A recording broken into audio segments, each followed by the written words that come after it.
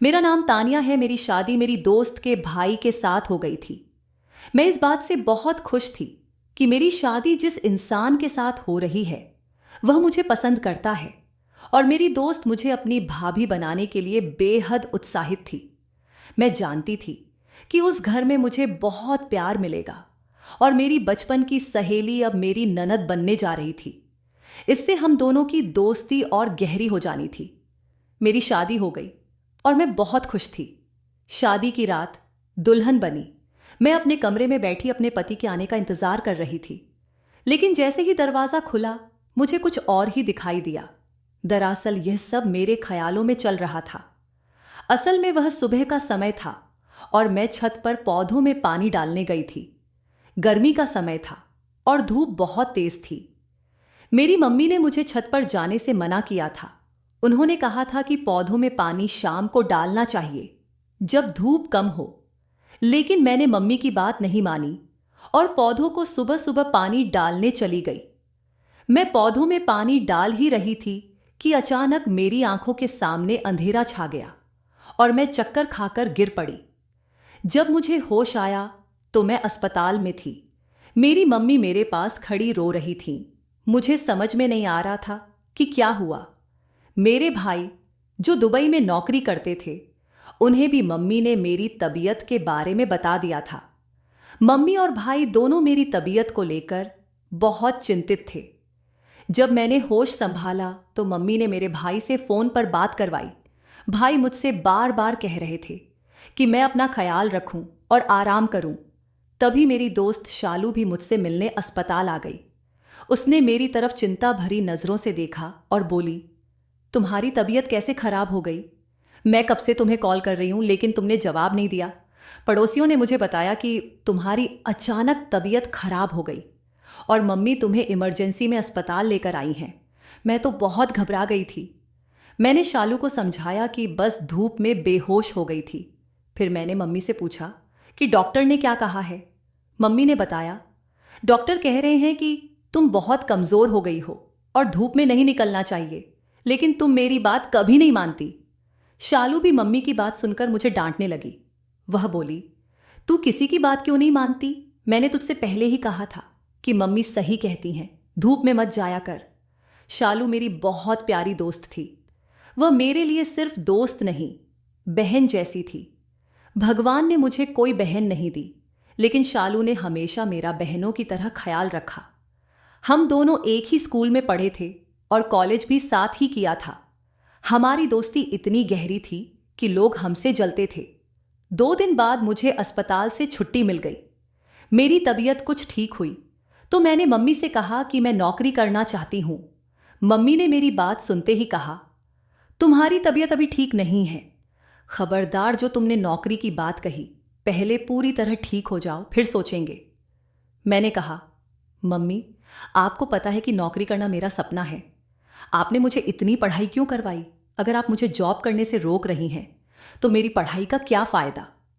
Mummy ने कहा, अभी नहीं बेटा, जब तुम्हारा भाई दुबई से वापस आएगा तो मैं उससे बात करूंगी। अगर वो राजी होगा तो ही मैं तुम्हें नौकरी करने की इजाजत दूंगी।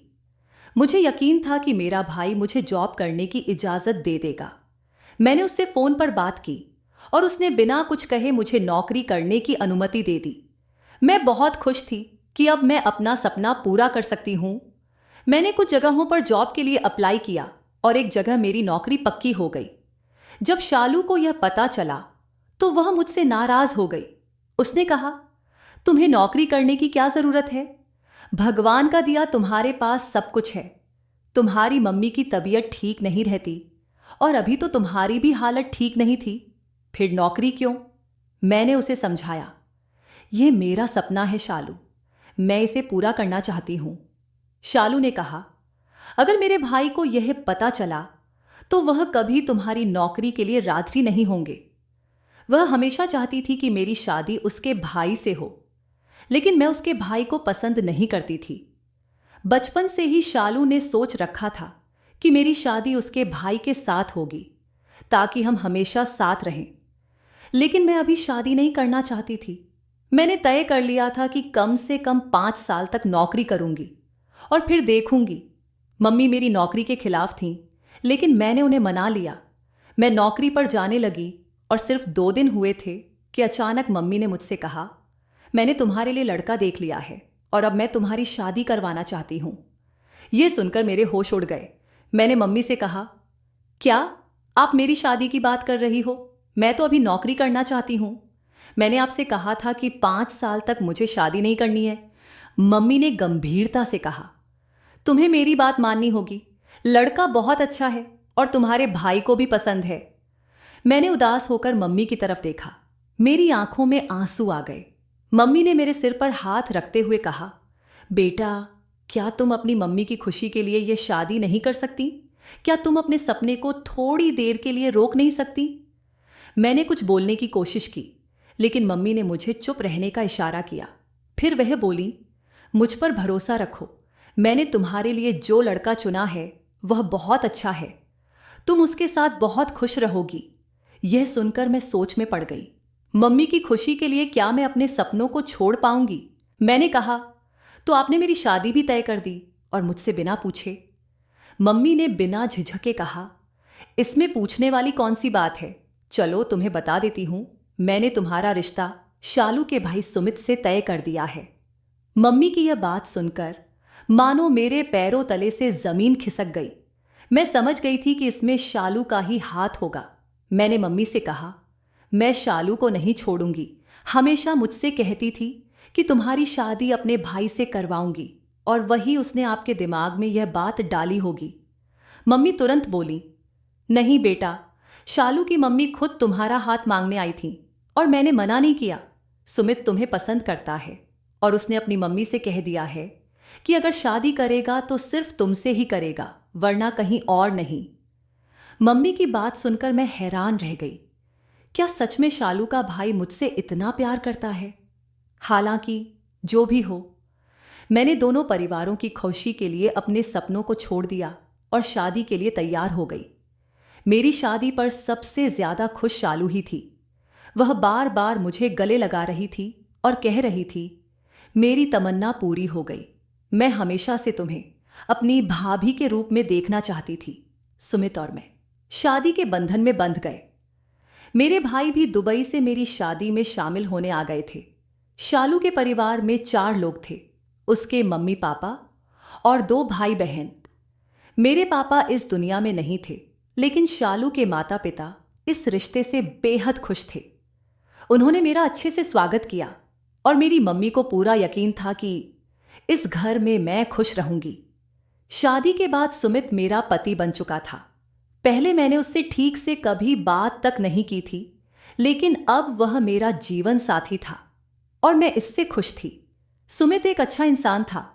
शालू ने मुझे दुल्हन की तरह सजाया और कमरे में बिठा दिया। मैं सुमित से बात करने के लिए उत्सुक थी, क्योंकि शादी से पहले हम दोनों एक दूसरे से लगभग अजनबी की तरह मिलते थे।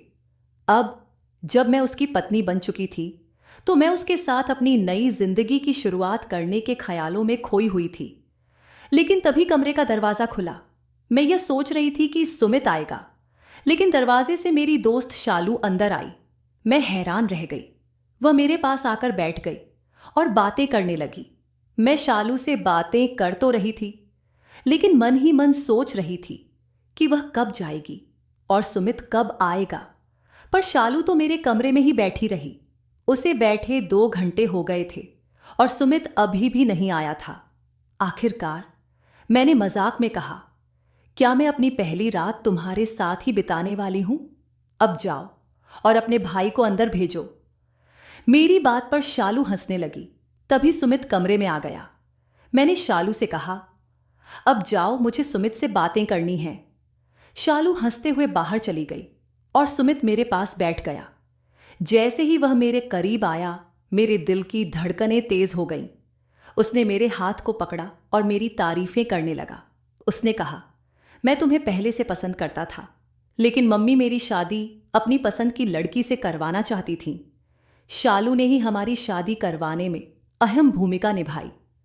सुमित ने मुझे भरोसा दिलाया कि वह मुझसे बहुत प्यार करता है और चाहता है कि मैं उसके परिवार का ख्याल रखूं। मैंने भी उसे वादा किया कि मैं परिवार की जिम्मेदारियां निभाऊंगी। हम दोनों बातें कर ही रहे थे कि अचानक दरवाजे पर दस्तक हुई। सुमित ने कहा, मैं देखता हूं कौन है। उसने दरवाजा खोला तो फिर से शालू अंदर आ गई।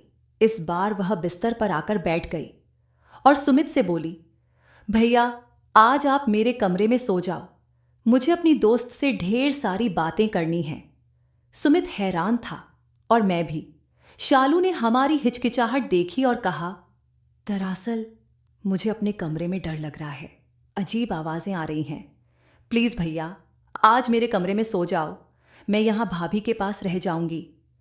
सुमित ने बिना कुछ कहे हामी भर दी और कमरे से बाहर चला गया।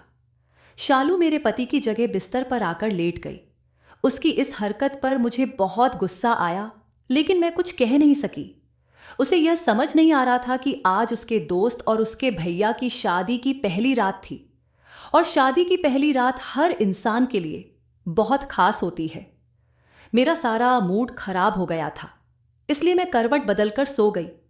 शालू तो लेटते ही सो गई थी। अगले दिन सुबह शालू मेरे कमरे से चली गई और मुझे तैयार होने के लिए कहने लगी। मैं भी फ्रेश होकर अच्छे से तैयार हो गई और फिर हम सबने साथ में नाश्ता किया।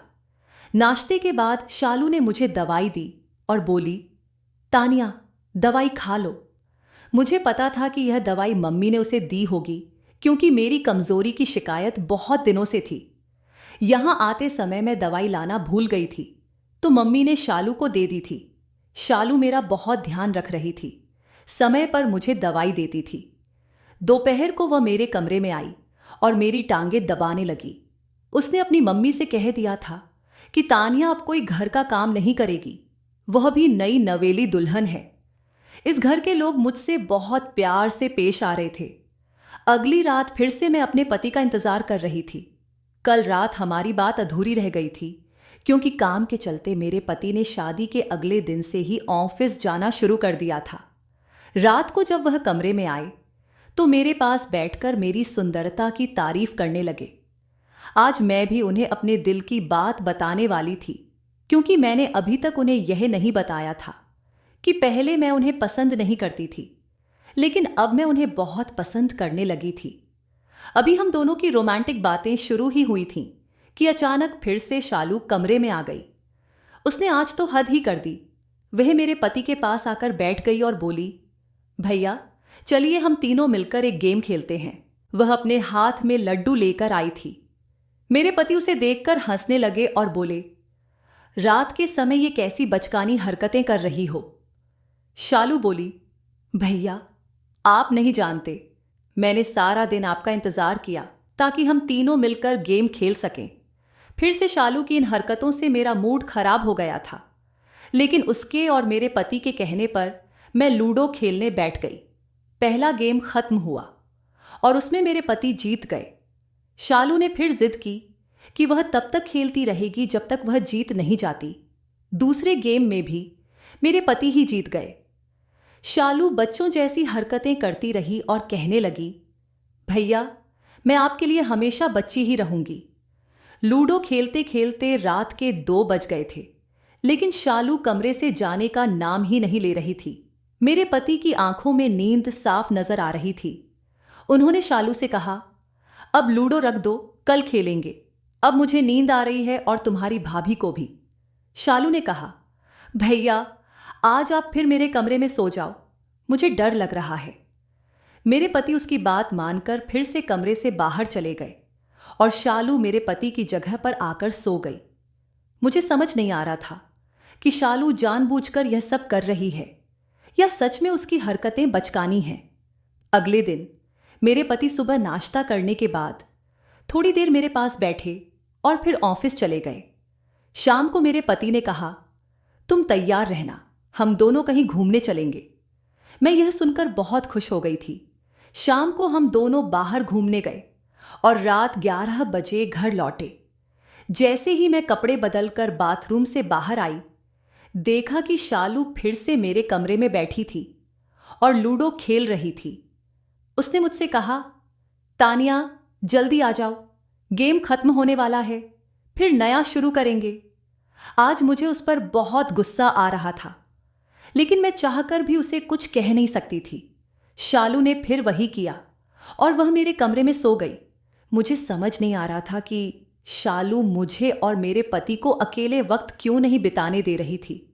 कई दिन ऐसे ही गुजर गए और मेरी शादी को 20 दिन हो गए थे, लेकिन अभी तक मुझे अपने पति के साथ अकेले समय बिताने का मौका नहीं मिला। इस बीच मैं 2 दिन के लिए मायके चली गई।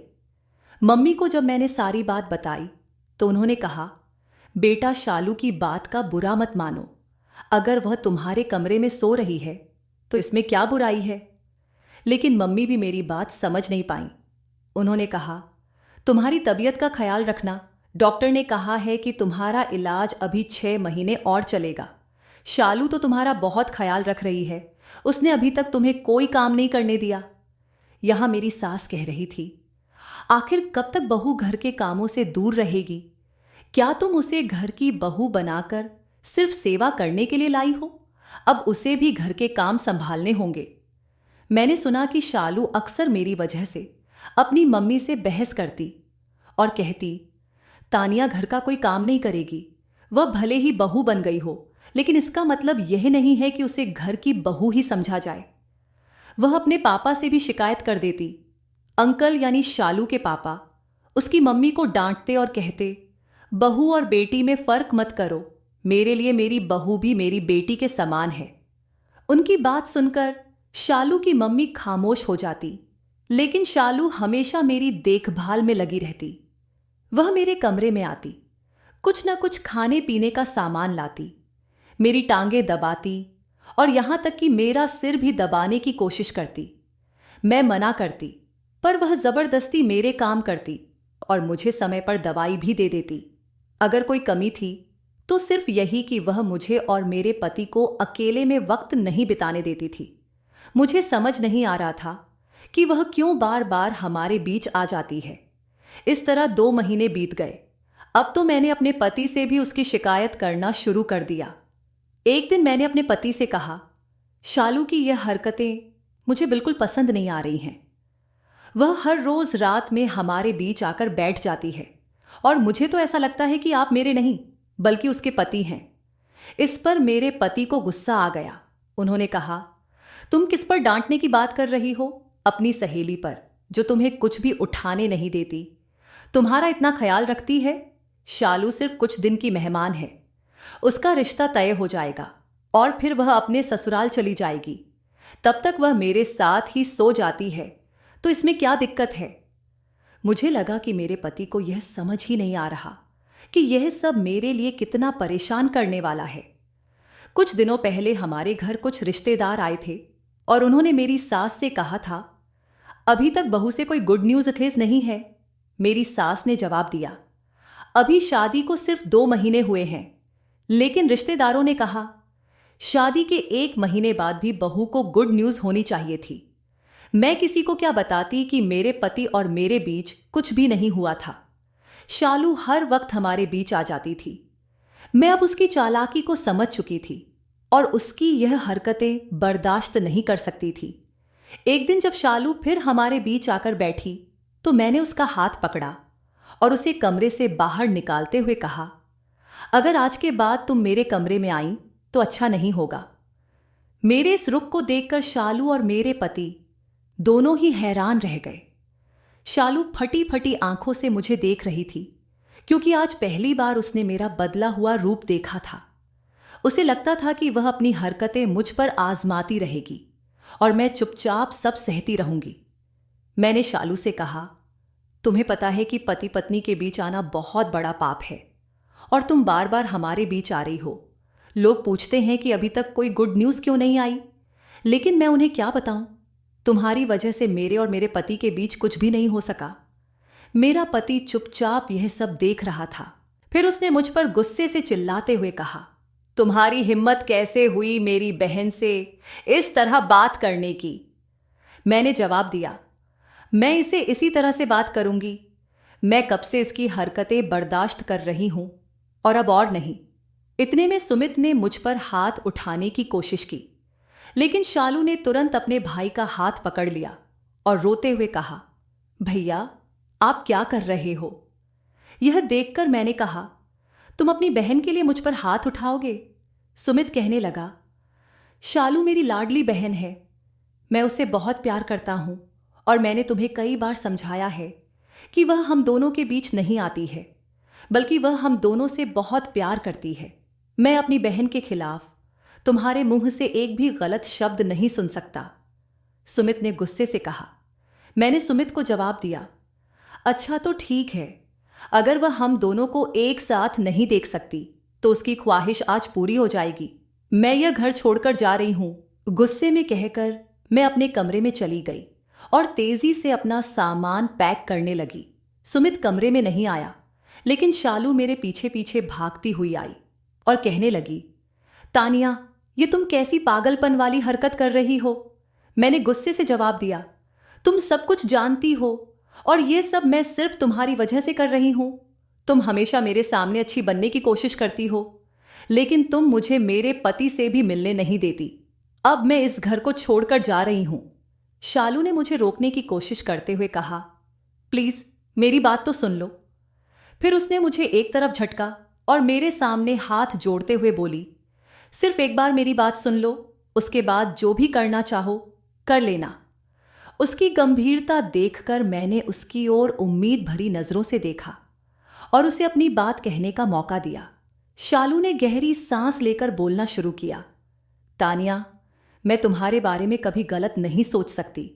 हमेशा से मैंने तुम्हारे बारे में अच्छा ही सोचा है और मेरी हमेशा से यही ख्वाहिश थी कि तुम मेरी भाभी बनो। लेकिन तुम्हें शायद यह पता नहीं कि मेरी मम्मी तुम्हें इस घर की बहू बनाना ही नहीं चाहती थी। मम्मी ने भैया के लिए पहले ही एक लड़की पसंद कर रखी थी। वह अपनी सहेली की बेटी को भैया की पत्नी बनाना चाहती थी। मुझे शुरू से ही तुम पसंद थी, इसलिए मैंने भैया को तुम्हारे बारे में बताया और उन्हें समझाया कि तुम उनके लिए सबसे सही हो। भैया के दिल में भी तुम्हारे लिए जगह बनने लगी थी। मम्मी ने भैया की शादी जल्दी से जल्दी अपनी सहेली की बेटी से कराने का फैसला कर लिया था, लेकिन मैंने और भैया ने ठान लिया था कि तुम्हारे बिना यह शादी नहीं होगी। शालू ने आगे बताया, मैंने भैया से कहा था कि अगर आप तानिया से प्यार करते हैं तो आपको मम्मी से साफ साफ कहना होगा। भैया ने मेरी बात मानी और मम्मी से कह दिया कि वह अपनी पसंद की लड़की से शादी नहीं करेंगे। मम्मी को यह सुनकर काफी धक्का लगा, लेकिन अंत में भैया की जिद के आगे सबको मानना पड़ा और तुम्हारे साथ उनकी शादी तय हो गई। फिर मैं तुम्हारी मम्मी से मिलने गई और उन्हें सुमित भैया का रिश्ता लेकर आने की बात कही, लेकिन तुम्हारी मम्मी ने इस रिश्ते से साफ इनकार कर दिया। मुझे समझ नहीं आया कि उन्होंने ऐसा क्यों किया। जब मैंने बहुत जिद की तो तुम्हारी मम्मी ने एक राजर बताया, जिसे सुनकर मेरे होश उड़ गए। उन्होंने कहा कि तुम्हारी तबीयत ठीक नहीं रहती और तुम बहुत कमजोर हो। बचपन से ही तुम्हें एक बीमारी है जिससे तुम्हारे शरीर में कमजोरी बढ़ गई है। डॉक्टर ने तुम्हारी मम्मी को साफ बताया था कि तुम्हारी हालत में शादी करना खतरनाक हो सकता है, क्योंकि अगर तुम प्रेग्नेंट हो गई तो तुम्हारा और बच्चे दोनों का स्वास्थ्य खतरे में पड़ सकता है। यही वजह थी कि तुम्हारी मम्मी तुम्हारी शादी नहीं करना चाहती थी।